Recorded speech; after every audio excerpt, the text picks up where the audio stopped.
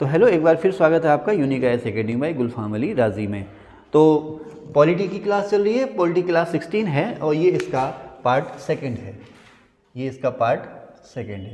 इससे पहले हम पार्ट 1 इसका बना चुके हैं, अपलोड कर चुके हैं, आप लोग उसको ज़रूर देखिए। हाँ, क्योंकि अगर आप पार्ट 1 नहीं देखेंगे तो पार्ट 2 आपकी समझ में शायद नहीं आएगा।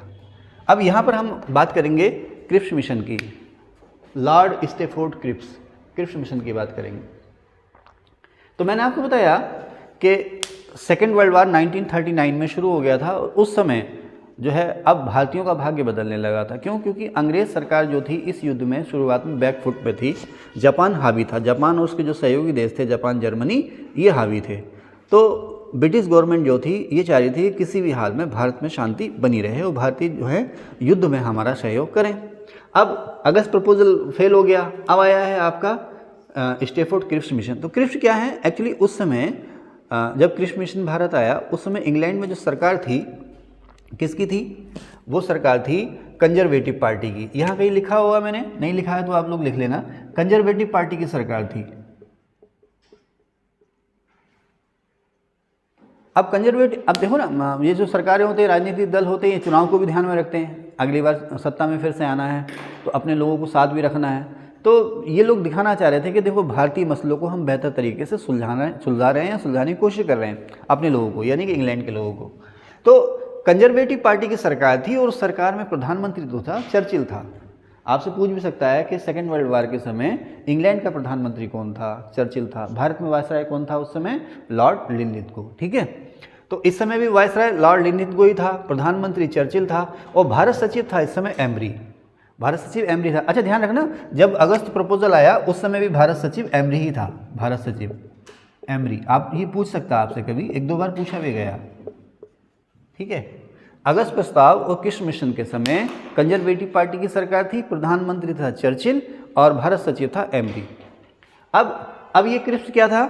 ये वहाँ की सरकार में कैबिनेट स्तर का एक मंत्री था, इसको भेजा गया और इसका आने का एक लाइन का मकसद ये था कि आप जाकर के सभी भारतीय पार्टियों से डिस्कशन करो, क्या उनकी मांगें हैं, कुछ मांगों में संतुलन करो और कुछ ऐसा माहौल वहाँ बना दो जिससे कि भारत में शांति और स्थिरता कायम हो जाए और हमारा पूरा ध्यान किसकी तरफ हो जाए? जापान की तरफ या युद्ध की तरफ हो जाए। ओके, तो अब ये वो समय था जब जापान रंगून तक आ गया था। रंगून कहाँ की राजधानी थी? म्यांमार की, है ना।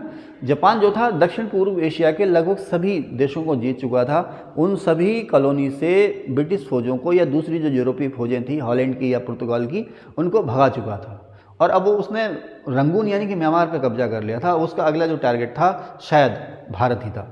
इससे अंग्रेज बहुत डरे हुए थे और बहुत अलर्ट थे। तो स्टेफोर्ड क्रिप्स आया, ये वहाँ की सरकार का एक जो है कि एक मसौदा लेकर आया, एक ड्राफ्ट लेकर आया। वहाँ प्रधानमंत्री या भारत सचिव ने जो भी इसको प्रपोजल भेजे उन प्रपोजल को ये लेकर के आया। एकल सदस्य था ये स्टेफोर्ड क्रिप्स, अकेला आया था ये, ध्यान रखना, ये कोई कमीशन नहीं था, अकेला था क्रिप्स मिशन। ओके, इसके नाम पर ही इस मिशन को हम नाम दे देते हैं क्रिप्स मिशन। इसका मकसद क्या था कि हमें युद्ध में हेल्प दे दो। कब आया ये? 23 मार्च 1942 को आया। 30 मार्च 1942 को इसने अपनी रिपोर्ट दी। अच्छा, इसमें यहाँ पर जो भी चीज़ें मैंने लिखी हैं बोर्ड पर, आप जो देख रहे हैं ना, ये सब एग्ज़ाम के नज़रिए से बहुत ही इंपॉर्टेंट हैं, एग्ज़ाम में पूछी जाएंगी। ये एग्ज़ाम के नज़रिए से बहुत ही महत्वपूर्ण है, इस चीज़ का आप लोग ध्यान रखना। ये सभी वीवीआईपी हैं, इसमें आप ये नहीं कह सकते कि साहब इसमें कौन सा यूपीएससी के लिए इंपॉर्टेंट है और साहब कौन सा इसमें वनडे के लिए इंपॉर्टेंट है। जो सवाल जिसमें आ जाए वो उसी के लिए इंपॉर्टेंट है। लेकिन मेरी क्लास जो है वो यूपीएससी ओरिएंटेड ही है, लेकिन मैं इस चीज़ का पूरा ध्यान रखता हूँ कि अगर आप वनडे की तैयारी कर रहे हैं तो उसमें भी बहुत हेल्पफुल हो। आप जो कहते हैं ना 1-2 नंबर से रह गया, 3 नंबर से रह गया, सर वो कॉन्सेप्चुअल पेपर आ गया, हमारी समझ में नहीं आया, तो सब कुछ मिलेगा आपको, कॉन्सेप्ट भी मिलेगा और फैक्ट भी मिलेगा एक ही क्लास में। अब आपसे पूछेगा कि जब क्रिप्स मिशन भारत आया उसमें कांग्रेस के अध्यक्ष कौन थे? तो अबुल कलाम आज़ाद। अच्छा, अबुल कलाम आज़ाद के नाम एक रिकॉर्ड है कि ये कांग्रेस के सबसे लंबे समय तक अध्यक्ष रहे। सबसे ज़्यादा बार नहीं, सबसे लंबे समय तक। कांग्रेस के अध्यक्ष 1 साल तक रहता था, हर साल चुना जाता था, लेकिन इनके समय में स्थिति ये हुई कि लगभग 5-6 साल तक ये लगातार कांग्रेस के अध्यक्ष रहे थे। अबुल कलाम आज़ाद भारत के पहले शिक्षा मंत्री, ठीक, बहुत सारे एम्स IIT बनाने वाले।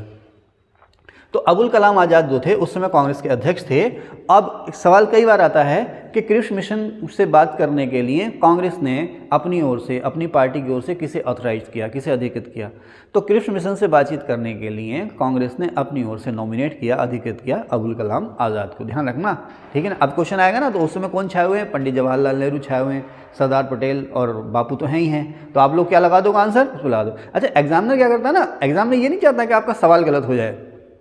आप लोग कहते हैं भाई यूपीएससी IAS चुटकुले ही बनते हैं कि एक जो है बैंक में गार्ड की नौकरी के लिए इंटरव्यू देने कोई पहुंचा, तो मैनेजर ने उससे पूछा भी बता इंग्लिश आती है कि नहीं आती है, तो उसने बोला भाई क्या डकैत लंदन से आएंगे। तो ये तो चुटकुले हैं, ये क्या है? चुटकुले हैं। लेकिन जब बैंक में गार्ड की नौकरी आप कर रहे हो तो उसमें कोई ऐसा आ गया जिसको हिंदी में दिक्कत है, तो वो गार्ड से पूछ दे वेयर इज़ कैश काउंटर, है ना, वेयर इज योर मैनेजर। आप गार्ड के हैं तो दिक्कत होती है ना। तो इसलिए चाह रहा है कि भाई अब मशीनें लगी हुई हैं, आजकल सब डिजिटल ज़माना है, गार्ड को थोड़ी सी इंग्लिश पता होनी चाहिए ना। पता चला ATM का काम सौंप दिया, किसका काम सौंप दिया, तो उसे मूलभूत ज्ञान होना चाहिए इंग्लिश का। इसलिए पूछ रहा है भाई तो इंग्लिश आती है या नहीं आती है। अब मीम्स बनाना, चुटकुले बनाना अलग चीज़ है। अब मैं भूल गया ये बात मैं आपसे क्यों कह रहा था,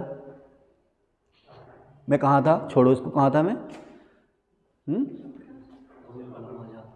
अबुल कलाम आज़ाद अधिकृत प्रतिनिधि हो गए, ठीक है ना। चलिए खैर, तो कांग्रेस ने अपना अधिकृत प्रतिनिधि किसे नियुक्त किया कृषि मिशन से बातचीत करने के लिए? अबुल कलाम आज़ाद को, ठीक है। हाँ, मैं ये कह रहा था ना, मैं ये कह रहा था कि एग्जामिनर जो है ये नहीं चाह रहा कि आपका क्वेश्चन गलत हो जाए, वो ये चाह रहा है, वो उस तमाम इतिहास, भूगोल, राजनीति आपसे इसलिए पूछ रहा है, आपसे पढ़वा रहा है, वही चाह रहा है कि आप में समझ कितनी है। कल को कलेक्टर बनेंगे आप, कलेक्टर छोड़ो पुलिस कांस्टेबल आप बनेंगे, दंगा हो जाए, उस समय आप कैसे काम करोगे? दिमाग कैसे काम करेगा आप, है ना। सुबह शाम 2-2 पेपर ले रहा, वो आपका पेशेंस चेक कर रहा। यूपीएससी 4 दिन में 8-8, 9-9 पेपर ले रहा है ना। उत्तराखंड लोक सेवा आयोग तो और कठिन कर देता है, 3.5 दिन में 7 पेपर ले लेता। लिखो लिखो, सो जाओ लिखो, सो जाओ लिखो, है ना। तो वो आपका जो देख रहा है, हृदय की धड़कन पर कितना कंट्रोल है आपका, आपके बीपी पर आपका कितना कंट्रोल है ना। विपरीत परिस्थितियों में आप किस तरह से काम करेंगे, सभी कुछ चेक हो रहा है आपका। सबसे ज़्यादा चेक हो रहा है आप डिसीजन कितनी तेज़ी से और कितना सटीक लेते हैं, है ना। इसीलिए वो कहता है कि जब कृषि मिशन आया तो कांग्रेस ने उससे बातचीत करने के लिए किसे भेजा? तो आपके दिमाग में आएगा बापू, पंडित जवाहरलाल नेहरू, सरदार पटेल, अबुल कलाम आज़ाद शायद नहीं होंगे, है ना, लेकिन वही थे, इसलिए वो इन सवालों को रख देता। तो अबुल कलाम आज़ाद, ओके। तो अब इसने भी कहा युद्ध के बाद, इसने भी कहा जो कुछ भी होगा, इसने भी जो प्रपोजल रखे वही रखे, युद्ध के बाद, युद्ध के बाद भारत जो है संघ बनेगा, ठीक है। देखो 1935 का एक्ट आया था, उसमें भी संघ की बात हुई थी कि भारत जो है भारत में एक अखिल भारतीय संघ बनेगा, है ना, ऑल इंडिया यूनियन बनेगा, फेडरेशन बनेगा। उसमें ब्रिटिश क्षेत्र शामिल होंगे और देसी रियासतें उसमें चाहे तो शामिल हों और चाहे तो शामिल ना हों। 1935 के एक्ट में था ये, तो संघ बन गया था। राबिया, संघ बन गया था वो? क्या नहीं बना? क्यों? क्योंकि देसी रियासतें उसमें शामिल नहीं हुई। इनको इंग्लिश में, देसी रियासतों को इंग्लिश में कहते हैं प्रिंसली स्टेट्स, ठीक है। तो इसने बात कही कि भारत जो है संघ बनेगा, ओके। अब मैंने यहाँ पे लिखा है ब्रैकेट में, संघ की जो बात कही थी पहली बार साइमन ने कही थी कि भारत को, साइमन कमीशन ने क्या कहा था ना कि भारत में एकल प्रणाली का प्रयोग उचित नहीं रहेगा, तो भारत को भविष्य में एक संघीय राज्य आप लोग बना दें। तो ठीक है साहब, भारत में संघ बनेगा। पहली बार किसने कहा था? साइमन ने कहा था। उसके बाद ML नेहरू रिपोर्ट जो थी उसमें भी संघ की बात हुई थी कि भारत में संघ बनेगा। क्यों? क्योंकि वो देसी रियासतों से कह रहे थे कि हम ये नहीं कह रहे कि आप अपने अधिकार छोड़ दो, लेकिन अपनी जनता को इस तरह से राजनीतिक और प्रशासनिक भागीदारी दो, आपकी जनता इस तरह से ट्रेंड हो जाए ताकि भविष्य में अखिल भारतीय संघ बनाने में आसानी हो, है ना। रटनी पड़ेंगी ये, प्री तो निकल जाएगा रट रटा के। मेंस में क्या लिखोगे? हैं? हाँ, पूरी की पूरी। अब मेंस में आ गया नेहरू रिपोर्ट पर, या नेहरू रिपोर्ट भविष्य में संविधान का आधार कैसे बनी, या नेहरू रिपोर्ट साइमन कमीशन में क्या समानता थी, क्या अंतर थे, कैसे लिखोगे? सारी याद होनी चाहिए ना। हाँ, और उसकी बैकग्राउंड, फिर उसके इफेक्ट्स या इम्पैक्ट्स क्या पड़े, वो भी याद होने चाहिए। और ये याद कब होंगे? जब दिमाग हमेशा इसी में रहेगा, और दिमाग रहेगा मीम्स में, रील्स में, तो कुछ नहीं होगा, है ना। ये मीम्स और रील्स नहीं करने दे रहे ना हमें कुछ, दिमाग में चुटकुले घूमते हैं। खैर, तो ML नेहरू समिति ने भी इस बात, संघ की बात कही। फिर 1935 का एक्ट आया, उसमें भी संघ की बात कही गई थी, ठीक है। अब इसमें ये जो आपका कृषि मिशन था, इसने कहा था कि जो देसी रियासतें, प्रिंसली स्टेट्स, देसी रियासतें समझ गए, जैसे नवाब रामपुर, नवाब टिहरी, महाराजा टिहरी, नवाब भोपाल, जूनागढ़ के नवाब, है ना, नाभा, पटियाला, जींद की रियासत, है ना, बीकानेर, जोधपुर, मारवाड़ की रियासत, ये सारे के सारे क्या हुए, प्रिंसली स्टेट्स हुए, देसी रियासतें। तो उसने कहा कि जो देसी रियासतें हैं, चाहें तो ये जो संघ बनेगा, चाहें तो उसमें रहें या अपना अलग संविधान बनाए। ले बाबा, इसने तो भैया बाउंसर डालनी शुरू कर दी। ये तो नो बॉल हो गई। क्या हो गई ये? नो बॉल हो गई, बीमर हो गई। वो एम्पायर देता ना ऐसे करके, एम्पायर वो जब कमर से वेस्ट साइड से ऊपर जब नो बॉल होती है तो एम्पायर क्या करता है? ऐसे करता है ना। कितना मज़ा आता है ना, खिलाड़ी उस पर आउट हो जाए, है ना, और उधर से एम्पायर करे ऐसे ऐसे ऐसे, तो खिलाड़ी को ऐसा लगता है जैसे नया जीवन मिल गया, है ना। तो साहब इसने तो बीमर डाल दी। क्या था, क्या बीमर थी कि देसी रियासतें चाहें तो इस संघ में रहें और चाहें तो अपना अलग संविधान बनाए या पहले जैसे या आज़ाद रहें। ले भैया, यहीं से इसने पार्टीशन के बीज बो दिए, है ना, यहीं से इसने पार्टीशन के बीज बो दिए। सवाल आता है कि भारत में विभाजन के बीज, वैसे तो भारत में विभाजन के बीज जो हैं मौर्य मिंटो एक्ट से पड़ गए थे, है ना। कहा था ना कि ध्यान रहे हम ऐसे विषैले बीज बोल रहे हैं, बीज बो रहे हैं जिसके फल भी जहरीले ही होंगे, है ना। तो विभाजन के बीज तो वहीं से पड़ गए थे, लेकिन क्रिप्स मिशन ने स्पष्ट कर दिया कि हाँ भाई पार्टीशन होगा।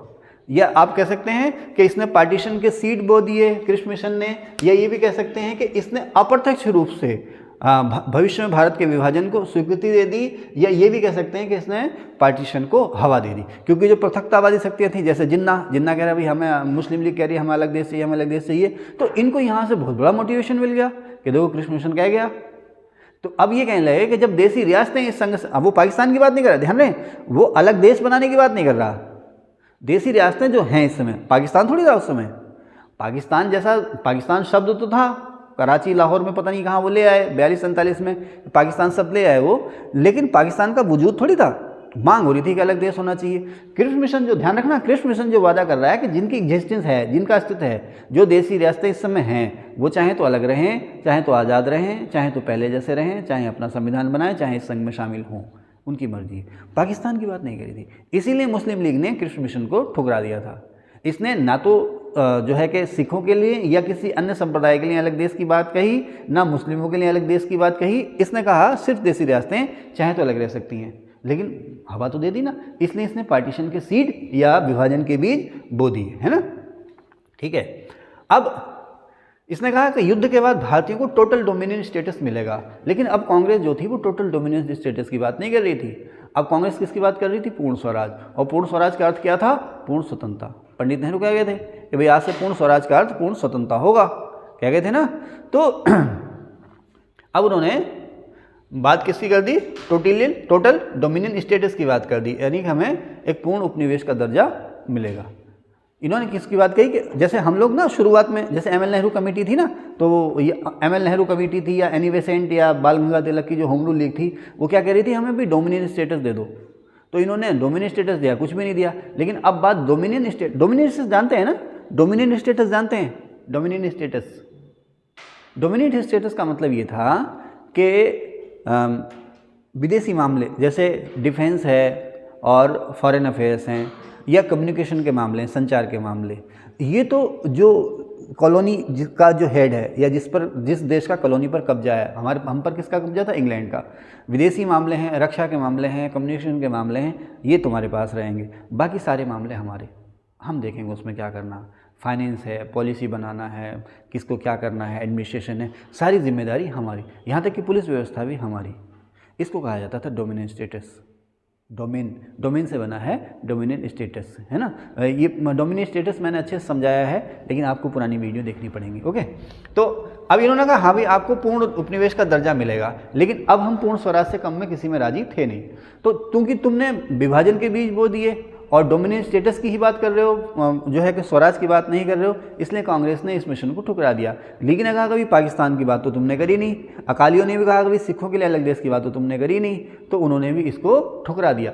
भारत की ज़्यादातर पार्टियों ने क्रिप्स प्रपोजल को भी मानने से इनकार कर दिया। ठीक है साहब, इसने कहा था कि भारत को आंतरिक और बाहरी स्वायत्तता मिलेगी, तो स्वायत्तता या डोमिनियन स्टेटस की बात कर रहे थे, आज़ादी की बात ये नहीं कर रहे थे। अच्छा, एक चीज़ और है, कॉमनवेल्थ, है ना, इसको राष्ट्रकुल भी बोलते हैं। आप लोग जानते हो कॉमनवेल्थ गेम्स भी होते हैं ना।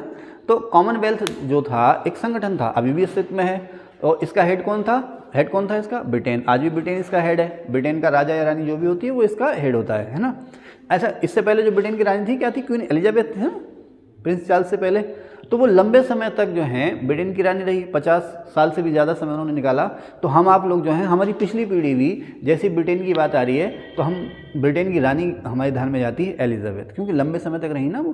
तो सवाल भी आते थे कि कॉमनवेल्थ की हेड कौन है? तो ब्रिटेन की रानी है ना। अब उनको चेंज करना पड़ेगा। ओके, तो चाहें तो कॉमनवेल्थ से आप अलग हो सकते हो। कौन? भारत, है ना। भारत चाहे तो वो जो स्वतंत्र देशों का राष्ट्रकुल या कॉमनवेल्थ है उससे वो अलग भी रह सकता है, ठीक है। इसके अलावा देखो, मान यहाँ भी नहीं रहे, पार्टीशन नहीं मान रहे, मान यहाँ भी नहीं कह रहे अंग्रेज और भारत सरकार के बीच, यानी कि भारत सरकार और इंग्लैंड की सरकार के बीच अल्पसंख्यकों के मामलों पर समझौता होगा। अब वो क्या समझौता होगा पता नहीं, ठीक है साहब। खैर, तो इसने एक बात कही कि संविधान सभा बनेगी। देखिए, सबसे पहली बात ना किसने कही? क्रिप्स मिशन ने कही। संविधान सभा, संविधान की नहीं, संविधान सभा। संविधान सभा शब्द जो आया सबसे पहले क्रिप्स मिशन में आया कि साहब संविधान सभा बनेगी। और इसका चुनाव कैसे होगा? इसका चुनाव होगा राज्य विधानसभाओं से। अब जो देसी रियासतें हैं वो चाहें जैसे भेजें अपने यहाँ से अपने जो मेंबर हैं, लेकिन जो ब्रिटिश टेरिटरी हैं वहाँ पर असेंबली हैं, उन असेंबली से अप्रत्यक्ष रूप से संविधान सभा के मेंबर का चुनाव होगा। और लगभग यही तरीका सुझाया था कैबिनेट मिशन ने, और इसी तरीके के बाद में हमारी संविधान सभा का चुनाव भी हुआ था। तो इसने कहा भी संविधान सभा बनेगी और इसका चुनाव जो होगा अप्रत्यक्ष रूप से होगा, और राज्यों की जो विधानसभाएं हैं वो इसका चुनाव करेंगी, ठीक है। खैर, तो इसने एक बात और कही कि भारत में जितने भी संप्रदाय हैं, जैसे संप्रदाय का मतलब यहाँ हिंदू, मुस्लिम, सिख, बौद्ध, ईसाई, जैन वगैरह, है ना, एंग्लो इंडियन वगैरह। तो भारत में जितने भी संप्रदाय या जितने भी समुदाय हैं उन सबको मिला करके एग्जीक्यूटिव काउंसिल बनेगी।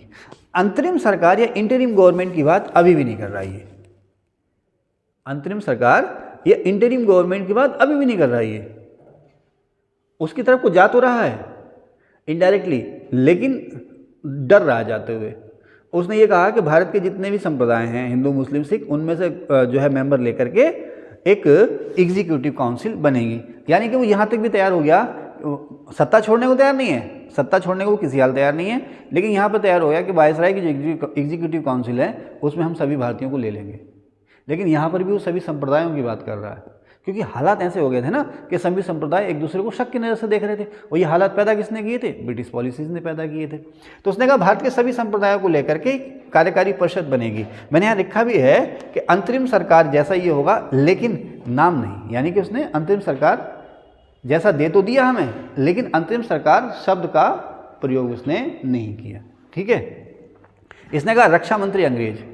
ये कह रहा था, इसका मतलब ये था कि जब तक हालात सुधर नहीं जाते हैं, जब तक शांति नहीं हो जाती, शांति मतलब सेकेंड वर्ल्ड वार, जब तक सेकेंड वर्ल्ड वार जो है ख़त्म नहीं होता है, तब तक ये व्यवस्था हमने बना दी है। सभी भारतीयों को मिलाकर के एग्जीक्यूटिव काउंसिल होगी, कार्यकारी परिषद होगी, लेकिन इसमें जो डिफेंस मिनिस्टर होगा वो ब्रिटिश होगा। कहने का मतलब ये था कि जब तक शांति ना हो जाए तब तक भारतीयों की रक्षा की जो जिम्मेदारी होगी वो अंग्रेजों की होगी। और देश किसका? जिसके पास फौज है ना। हटना नहीं चाह रहे। एग्जीक्यूटिव काउंसिल की बात इन्होंने कर दी, लेकिन क्या कहा कि भाई जो है सुरक्षा का जिम्मा हमारा होगा, मीन्स डिफेंस मिनिस्टर जो होगा वो ब्रिटिश होगा। ओके, अब इसको गांधी जी ने ठुकरा दिया। खूब आता है ये सवाल वनडे में, यूपीएससी में तो आते हैं, ये सारे सवाल यूपीएससी में तो आते हैं, वनडे में भी आते हैं। गांधी जी ने इसको ठुकरा दिया और कहा कि भाई पोस्ट डेटेड चेक, हिंदी में इसको कहते हैं उत्तर दिनांकित चेक या बाद की तारीख का चेक। क्यों कहा इसको पोस्ट डेटेड चेक? क्योंकि आपने जो भी वादे किए हैं वो किए हैं युद्ध के बाद होगा, युद्ध के बाद ये होगा, युद्ध के बाद वो होगा, इसलिए गांधी जी ने इसको ठुकरा दिया। पंडित नेहरू ने इसमें एक लाइन और जोड़ दी कि जिसका बैंक डूबने वाला है या जिसका बैंक दिवालिया होने वाला है, हिंदी में इसको कहते हैं डूबंत बैंक। कि किसने क्रिप्स मिशन को कहा डूबंत बैंक, गांधी जी ने कहा बाद की डेट का चेक, और पंडित नेहरू ने इसमें जोड़ दिया कि जिसका बैंक डूबने वाला है या ऐसी बैंक का चेक है जो दिवाला होने वाला है। क्यों कह रहे थे वो इस बात को? क्योंकि उन्हें ये शक था कि सेकेंड वर्ल्ड वार में ब्रिटेन हार जाएगा और उसे खुद ही यहाँ से भागना पड़ जाएगा। लेकिन अब भारत छोड़ो आंदोलन में गांधी जी ने नारा दिया था ना कि अंग्रेजों भारत को भारतीयों के हाल पे छोड़ दो, उसे जापानियों के लिए मत छोड़ो। कहने का मतलब ये था कि तुम यहाँ से भागो। भाई अगर तुम यहाँ हो तो जापान हम पे भी हमला करेगा, क्योंकि तो कब्जा तुम्हारा हम, जैसे साउथ ईस्ट एशिया की दूसरी कॉलोनी पर जापान ने हमला किया है, कब्जा कर लिया है, भारत पे भी जापान हमला कर सकता हो, कब्जा कर सकता है। तुम्हारे बस की बात नहीं है कि तुम जापान से जीत जाओ, इसलिए तुम यहाँ से भाग जाओ। तभी तो पंडित जवाहरलाल नेहरू ने महात्मा गांधी ने जब भारत छोड़ो आंदोलन शुरू किया था, मैंने कहा ना वीडियो की शुरुआत में ही कि आप लोग अपने साथ कॉपी पेन जरूर लेके बैठिए, बहुत सी चीज़ें मैं अलग से ही बताता हूँ। हालांकि जब मैं आपको भारत छोड़ो आंदोलन बताऊंगा तो ये सारी चीज़ें बताऊंगा, तो उसमें गांधी जी ने कहा था अंग्रेजों से कि भारत को भारतीयों के हल पे छोड़ दो, जापानियों के लिए नहीं। ओके, तो नेहरू जी ने इसे डूबंत बैग कह दिया और मुस्लिम लीग जिन्ना ने भी इसको ठुकरा दिया। क्यों? क्योंकि उन्होंने स्पष्ट रूप से पाकिस्तान की मांग नहीं मानी थी। जो जिन्ना ने भी इसको ठुकरा दिया, अकालियों ने भी इसको ठुकरा दिया, और हालत ये हुई 11 अप्रैल 1942 को क्रिप्स प्रस्ताव जो था वो वापस ले लिया गया। ठीक है, तो इस क्लास में इतना ही। इसके तीसरे पार्ट में हम लोग आपसे बात करेंगे कैबिनेट मिशन पर। ठीक है, थैंक यू। इसका स्क्रीनशॉट ले लीजिए।